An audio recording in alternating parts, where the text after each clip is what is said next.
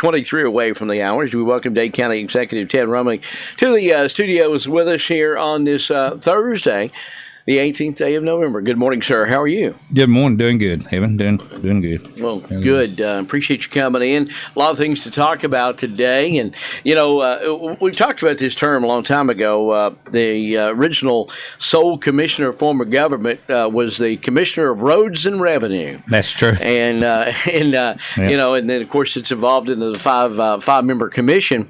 But the roads and revenue are still top priority for the commission, even though it was named Roads and Revenue Commissioner at one time. But roads are getting some makeovers, and got good news off of Hales Gap. Well, we've got, as we've been talking about for a month now, as far as trying to get started on it, and we have started, and we're finishing up the actual Hales Gap. They finished the paving on it, and we're doing some the temporary striping right now just for safety reasons, and then because we have to let it cure 14 to 20 days asphalt before they can come in and put the thermoplastic down. So they're doing that as we speak, on that road. They have started on the Burkhalter. They've made a binder run all the way up and down, and they're going back now with the we're putting non-skid on it all the way because of winter, the actual incline, the percent of grade. And they should finish it next week.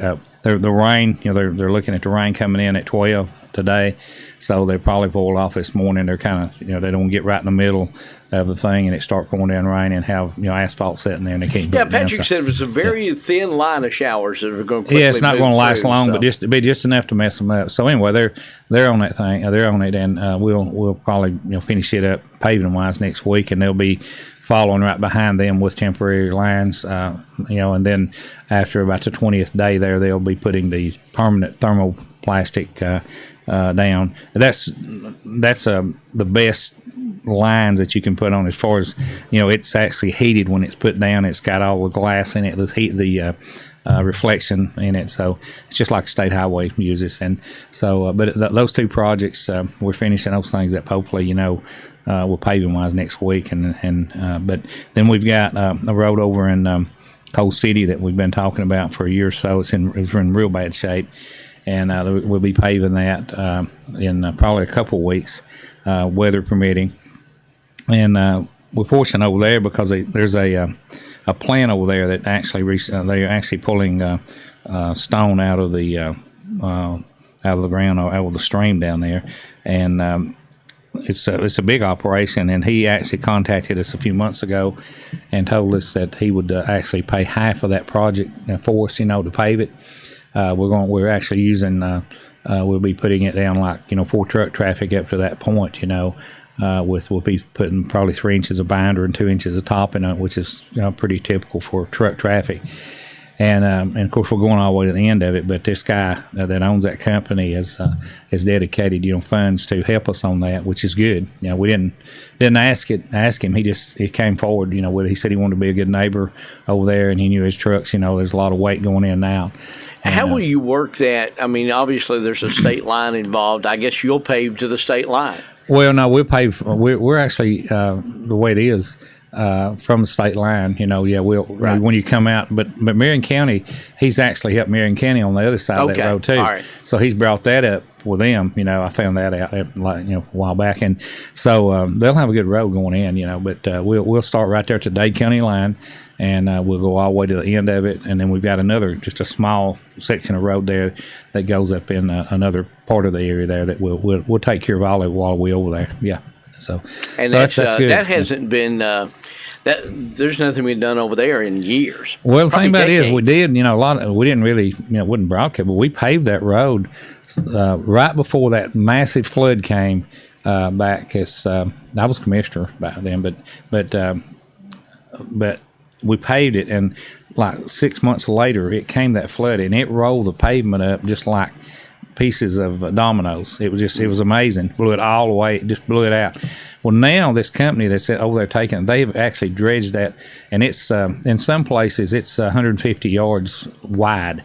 I mean, in places, and some places it's 18, 20 feet deep. Wow. So there's no hardly any chance that it will ever get under that pavement again. And also they built a berm up there where the pavement would actually went under the pavement, and it's so we feel really good about it, putting it down. And that's why we hadn't paved it all these years, because we've kept tar and gravel on it, because we never thought anything like that could happen as far as the water getting under it, but it did. So now that's fixed, that part. So we feel good about putting the pavement down. Yeah.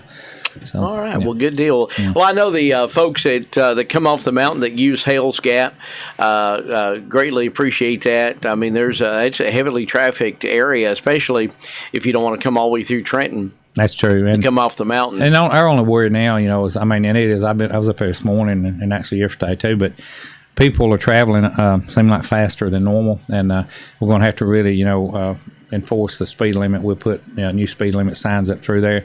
Because anytime you got a new road like that, I mean, it just seems like it just, your gas pedal just keeps going down, And it's well, I mean, it's still a dangerous road because it's coming off the mountain. It is. It doesn't have any guardrails, but so you can't, No.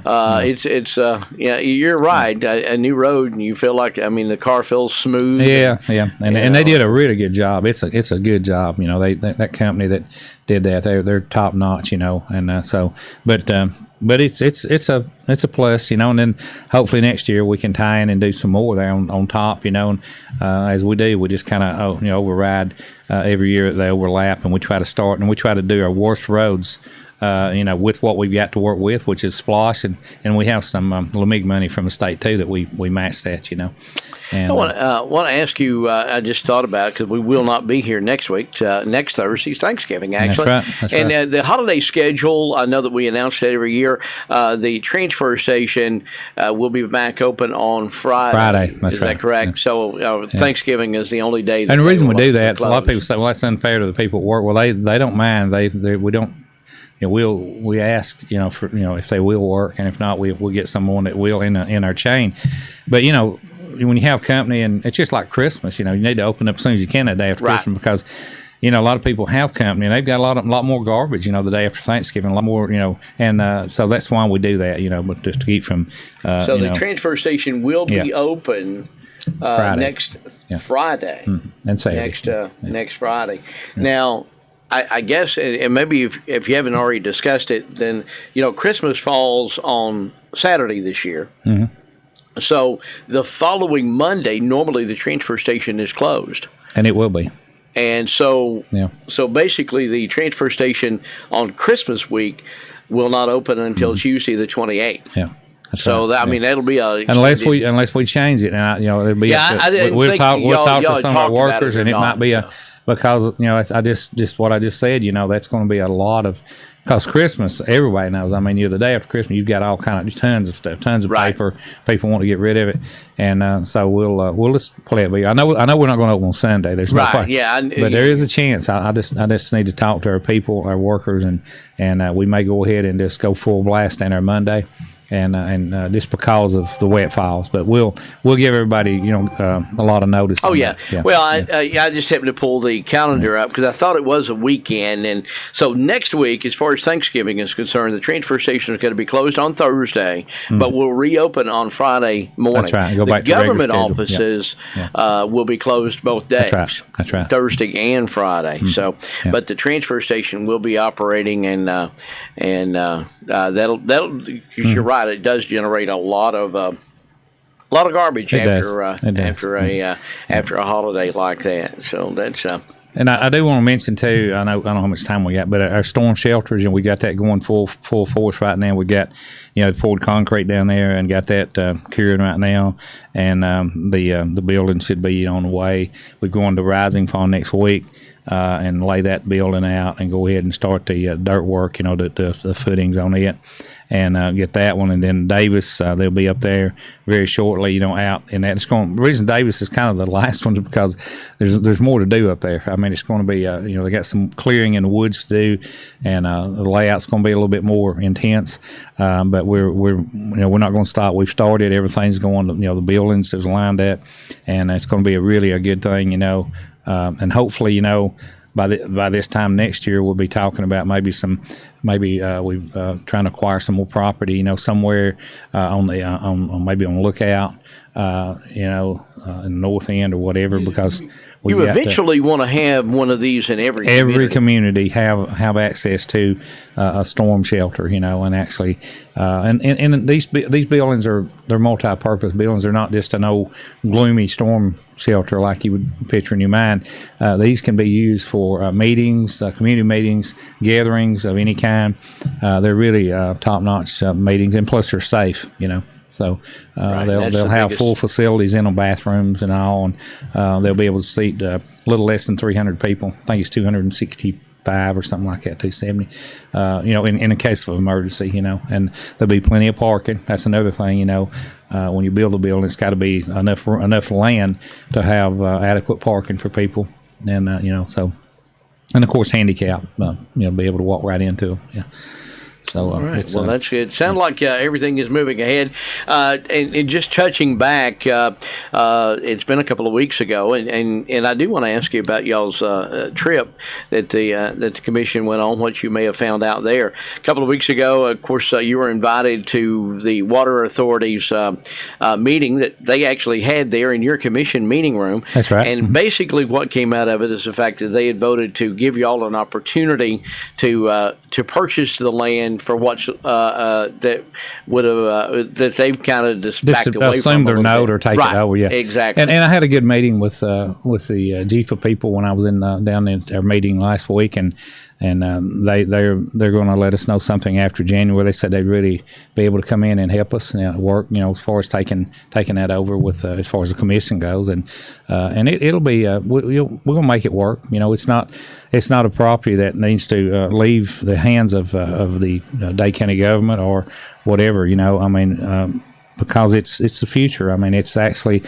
As I said in the meeting, that property, the authority had been trying to purchase that property since the 60s, really. Actually, when I was in school, I remember hearing talk about it and all, and it was actually, decided that was the most, the actual ideal spot for a water reservoir in our county because of its location and because of the actual being close to our water plant. So, anyway, it's something that, you won't see the reservoir built in the next year or two by far, but if we get it, and we do take it over, I think probably what we'll do, we'll go ahead and start the permitting process anyway, And, well, it was always thought that the permitting process would take a decade, probably. But get it behind you. It's, that's what, but according to, the EPD and all that I've dealt with and talked to, it's not, and it's not going to take years and years and years to do it, because we're not blocking the stream. We're not interfering with that stream as far as actually damming it up. It's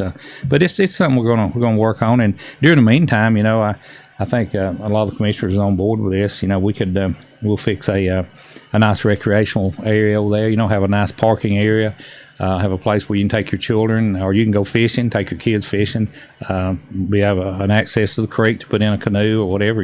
It's a nice area down there, and a lot can be done during the meantime as far as while we're going through the permitting process and all that, and then once we do that, it'll be up to the future leaders of this county, and it will one day you'll see it'll be needed. I'm talking. Water is critical. You've got to have it to live. And it's. And you're looking probably 50, 60 years down the road. Well, probably. I'd say not that far.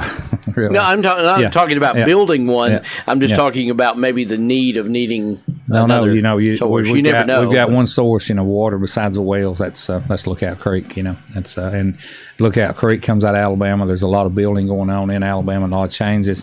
That's where the source is at. We pick up springs as we come toward Trenton, but when you cross it every day, and I do every day, that's where I live. I cross the bridge, and in summertime it's scary, to see compared 10 to 15 years ago the difference in the flow of that water that down in Rising Fawn and what it is today.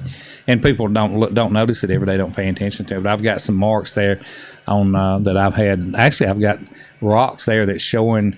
Even now that when I was growing up and used to fish over there and all that, you never saw those rocks never show themselves. Now they're above water, and other than when it floods. And so, yeah, it's happening, and it's one of those things that kind of sneaks up behind you if you don't watch it. It's kind of like you take it for granted, you don't pay attention to it. But one day when they start rationing water and it happens, you say, well, what happened? Who let this happen? And that's what our job is today, is to try to protect, and look out for the future, So, and it's something a lot of people like to ignore and say, well, and it's not real, but it's real. And I'm telling you. You were talking about a recreational area, and that always takes me back to just in the last 2 to 3, maybe 4 or 5 years. Jackson County, Alabama, has their area down there. Of course, they've got the river, but their park down there, they've actually went in and upgraded it and built places that they lease out to people come in, and they've turned it into a profit center for them. Because people are traveling and things. So you're starting to see some governments to get into, okay, we got this land, it's recreational, and starting to generate some money from it.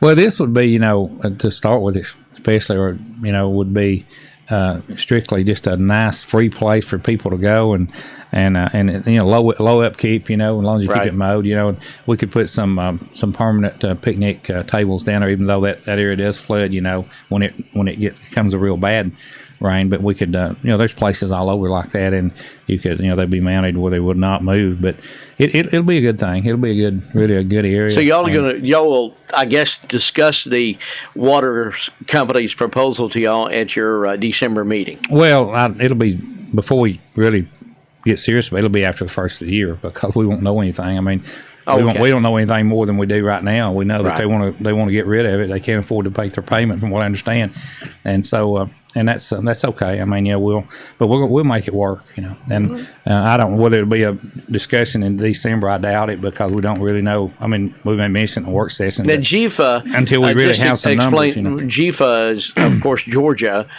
would be the GFA, but I mean they. So they're going to. That's where the note. That's who they owe. That's where the money's.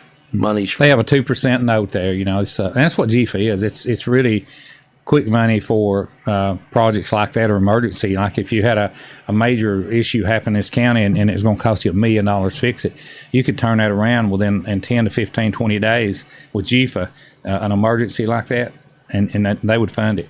That's what it's for. It's an emergency finance authority. That's what it is. And to do that. Yeah, and they were well aware when I mentioned the project. The director had actually visited the land, and he was talking about what a ideal place it was, and all for a reservoir. And so, but we'll see how things go. You were down along with the other commissioners. Most of you went down to your yearly conference. I guess it's the ACCG. It is.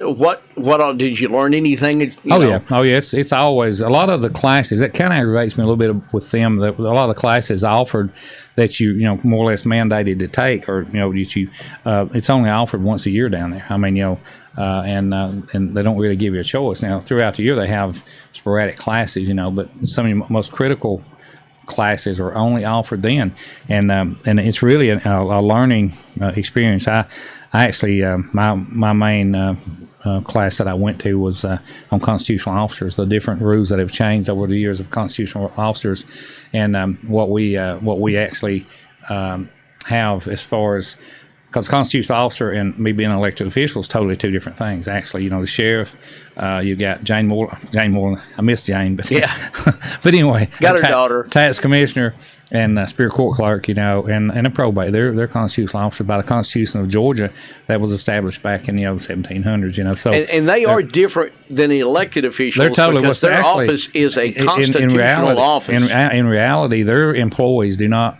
work for the county. They you say, well, what's going? Well, really, in reality, they work for that constitutional officer. They have their own. That line's drawn. Now we control their budget. We control their budget. Right. But in reality, they're an employee of that constitutional officer. Now, and of course we try to work with them on their budget, but that's the only time in the year that we have any type of control over that office. Period. And in fact, in reality, I learned this. It's kind of odd to say this, but in reality, like let's say the sheriff's department, the Dade County Commission or the governing authority really do not have to furnish insurance for those employees. The sheriff's department can, and there's only I think they told me there's only 2 or 3 counties in the state, which are big counties, that the sheriff handles his own insurance. He has his own HR person, and so we do the HR and all for, which is the right thing to do. We're a small county, but there's a lot that people don't realize. When you say constitutional officer, that constitutional officer, once you draw that line, you set his budget. He's in control. He can swap line items to balance his budget. He can take one line item and spend it and move it into another one, and that's it. That's his. As long as he's within the law and within the auditors. When it comes out. So it was a really good class. I'd been to it over the years a couple of times, and most times not a lot changes. But there has been some changes in different areas of that, and it was real informative. Yeah. All right, well, good deal. I appreciate the update. For those of you listening out there, watching on KWN TV, we thank you. And just be mindful of the striping that's going on Hales Gap as they get ready to have that road completely brand new, and the paving that's going on Burkhalter Gap. So just, as you travel those roads, you're going to expect some delays. And I guess you still got some striping going on Lookout Mountain. I know y'all were doing that. Yeah. Our main regular striping, they've not finished it. They got messed up with the weather some, but they're not only on Lookout. They just started out there. It's all over the county. We got different roads, south end, north end, Lookout. Sand Mountain.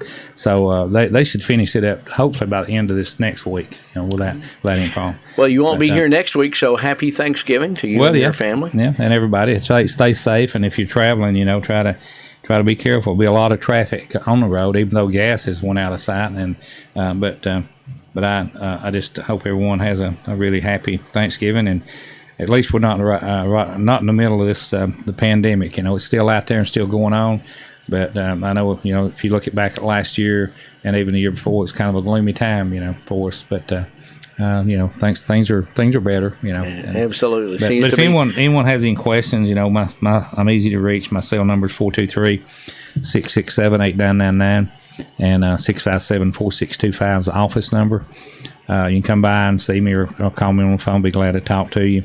All of our commissioners' numbers are listed online on our website, and they're just like me. They do answer their phone, and thank you. Call us if you need us. Yeah. Happy Thanksgiving. Dade County Executive Ted Rumley in the studio with us here on the Newsmaker segment as we wrap things up towards the top of the hour.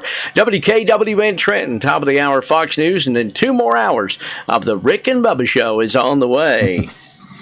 Your home for news, Rick and Bubba. Sports. WKWN Trenton, 101.3 FM, 1420 AM, KWN.